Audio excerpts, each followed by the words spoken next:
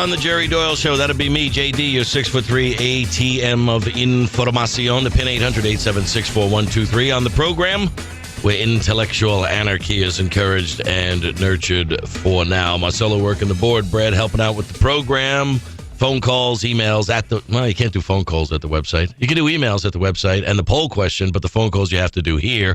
We'll give you the number. It's 800-876-4123, where the phone call is free. And so is the data mining, courtesy of just about everybody, everywhere, all the time. Speaking of data mining technology, bottom of this hour, Gary Shapiro is going to join us. He's the president and CEO of the Consumer Electronics Association. Their trade show is coming to Las Vegas January 10th to the 13th. Lots of cool new stuff in store. He's going to give a preview of what is going to be shown at the Consumer Electronics Show. So that's the bottom of this hour. With regard to the poll question up there at the website, today, the president announced a major realignment of our military forces and funding cuts to our Defense Department. Now, initially, it's about $489 billion. It's going to be about $1 trillion over 10 years. So I asked the question, which of the following is most likely to feel the cuts the most? You got defense contractors, military suppliers, active duty military, or veterans. 11% say defense contractors, 54% are saying active duty, and 36% are saying veterans. You can say it there at the website or here at 800-876-4123. Before we came on the top of the program today, I was outside smoking for the children and watching and listening to a B-1 bomber work its way out of Nellis Air Force Base. Low, slow, loud, and proud. The sound of freedom going overhead. And I'm listening to this and I'm watching it and I'm thinking about what I heard from the president today and Leon Panetta at the Pentagon with regard to these budget cuts. And, what they're talking about with regard to these budget. First of all, don't cut the B-1 bomber. If I'll pay for the gas if I have to have that thing go over the house maybe once a month. I'm not exactly sure that I could afford it more than that, but it's a couple of bucks of go juice, but well worth the price. We all have our things that we're partial to, the things that are near and dear to our hearts. I'd be like looking at it, go, don't cut the B-1, F-16, hang on to that. Everybody's like, okay, I got my thing. In a B-2 stealth, the F-117A, a lot of people like that. That went away. So in looking at these defense cuts that are coming forward, in theory, it sounds like something that would make sense. I guess one of the questions I had when I was listening to the president, Leon Panetta, was should the debt and the deficits, which they reference, be a part of our military budgeting and our military planning? I would have to think that in a time of war, which we are still in, that we should find whatever money is necessary in order to meet the threats as they present themselves.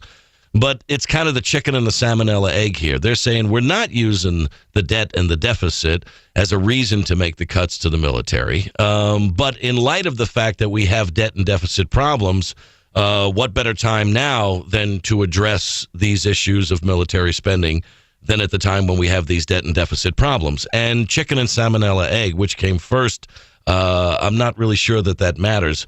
What matters most to me, and we're going to talk about this in the second hour of the program, Lieutenant Colonel Anthony Schaefer, author of Operation Dark Heart, there's going to be cuts, but there's also going to be those special interests that make sure that their cuts don't cut the deepest, that the pet projects of whatever lawmaker or whatever district, whatever state happens to be best lobbied or best represented is going to be where there's going to be the most effort to try and make sure that those cuts aren't felt. And if you take this back to the Dirty Dozen Debt Super Committee, when you looked at the representation of the Dirty Dozen, who, by the way, had $520 million in campaign contributions since 1990. Now, $240 million of that came from John Kerry's presidential race. So even if you take that money out of it, you're still talking a significant amount of influence money that's being paid to these congressmen. But if you look at where the money came from on the Dirty Dozen Debt Super Committee, you had 42% of the money came from Wall Street. 2% of the money came from the defense industry. So what was seemingly the easiest place to cut without the least amount of hand-wringing on Capitol Hill? Oh, it would be from defense, because only 2% of the monies went to influence decisions of the politicians. Now, if you take that 2% and expand that to be 100% of the debate. Now, when you take a look at the lobbying money, where does that influence then go? Is it going to be defense contractors? Is it going to be Boeing? Is it going to be Lockheed? Is it going to be McDonnell Douglas? Is it going to be the veterans? Is it going to be the military personnel? Is it going to be their families? Is it going to be pensions? Is it going to be places like Walter Reed? Is it going to be veterans centers that were planning on being built in the country that might have to be forestalled for a few years to meet up to these funding cuts that the government says is so important that we make right now? But this is something that's going to be played out, and I just hope that there's enough people out there with enough of a voice and a concerted effort that when it comes time to make these cuts and actually implement these cuts, that the cuts take place where they're supposed to, based upon what we were told was going to be the strategy, not necessarily the place where you're not going to feel it or hear it the most. And that would be veterans benefits, that would be pensions, that would be ways that maybe we're going to cut $20 here or $30 here, and it's everybody with a fair share kind of a mentality. But I guarantee you, as this continues to play itself out, and it's going to be contentious for quite some time, is that there are going to be those people that are already in Washington, D.C. saying, not my program, right? No, not my district, right? No, not my state, right? No, not those jobs. We're in an election year. We can't really do this right now.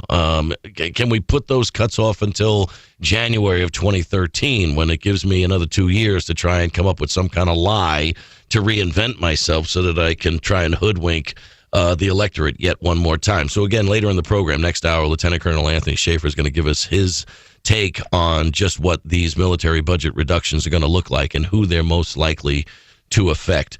Now, with regard to technology, Gary Shapiro from the Consumer Electronics Association joining us at the bottom of the hour. Politics right now is changing to the point that the politicians haven't caught up with the technology. Sure, they're Facebooking and they're using social media and they're Twittering and they're doing all these other ways to try and make themselves look hip. They've got the latest Razor or I don't even know what the different kind of iPhones or Androids. I have these top 10 consumer products. It's like hieroglyphics to me to try and read what this stuff is and what it's all about. But 10 years ago, the politicians could pretty much say and do anything that they wanted to say.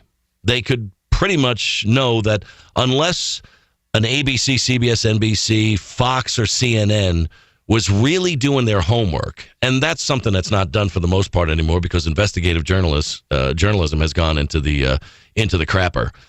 You've got very few investigative journalists that are still out there. Catherine Herridge at Fox News is probably one of the best, if not the best, in the business. You've got a few others out there that actually do the heavy lifting, get their hands dirty, go out in the field and really report on something as opposed to rip, rewrite, read, rip, rewrite, whatever it is that we get in the regurgitation of the press today, where press really has to do their homework. But the social media and technology and the speed at which we get information and the ability that we have to search information is really bringing to the forefront the hypocrisy of politicians that used to be able to say, I was for this, I was always for that.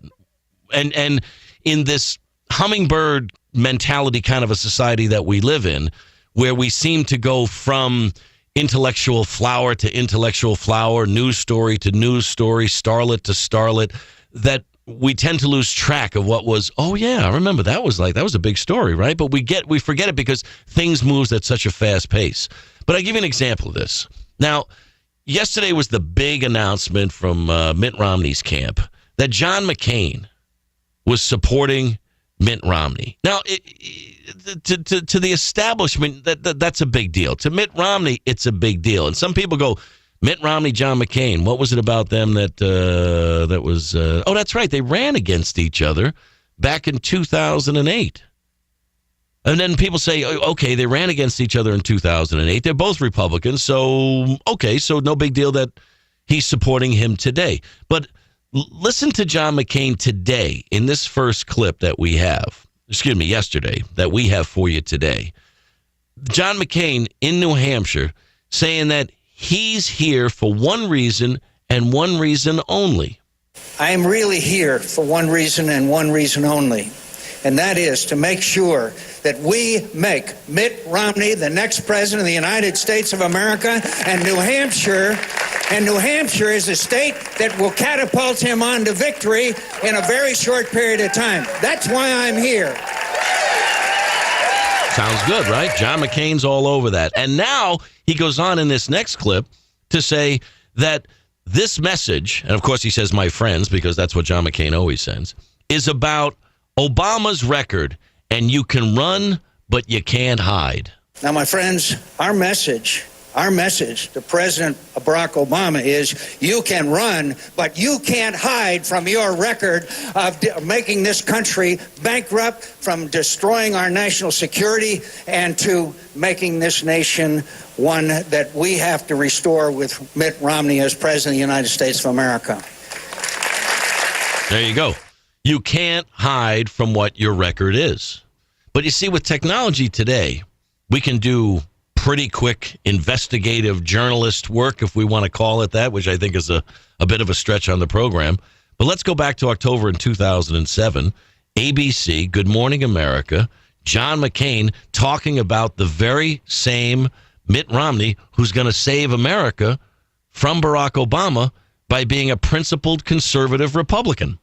Governor Romney, when he was running in Massachusetts, said he didn't want to return to the Bush-Reagan years, declared himself an independent, said that supported Paul Tsongas, a Democrat, for president. In other words, took very liberal positions, proclaimed his pro-choice credentials. His record in Massachusetts had many positions, most positions are direct contradictions to the ones that he proclaims now, including being ardently pro-choice, including saying he didn't want to go back to the Reagan-Bush years, which is obviously not something that most Republicans believe in, and supporting Democrats for various offices. Contradictions? I mean, what do they... It's funny and it's sad at the same time. Do they not think that we think that back then in that race where Romney was up against McCain, that maybe we'd go back and take a look at what they said then and what they were saying then, which was the reason you should vote for them and not Mitt Romney, is now not the reason that we're supposed to not listen to what you said then, but we're supposed to listen to what you say now, and listen to what McCain is saying now in his first clip about the reason, the one reason and the only reason that he's in New Hampshire for that same Mitt Romney that he denigrated back in October of 2007. I am really here for one reason and one reason only, and that is to make sure that we make Mitt Romney the next president of the United States of America, and New Hampshire is a state that will catapult him on to victory in a very short period of time. That's why I'm here. The Jerry Doyle Show. I'd love to get Senator McCain on the program to just say, so what happened? What changed? What was it that caused you to have this epiphany about Mitt Romney today? Or were you wrong about Romney then? And if that's the case, then were we wrong in getting behind you to take on Barack Obama? I'm a little confused. Technology is your friend used correctly. But are we using technology correctly? Are we missing out on our lives by staying hyper-connected to a life that passes us by through a smartphone? Think about it. We'll talk about it when we get back. Stick with me. Jerry Doyle.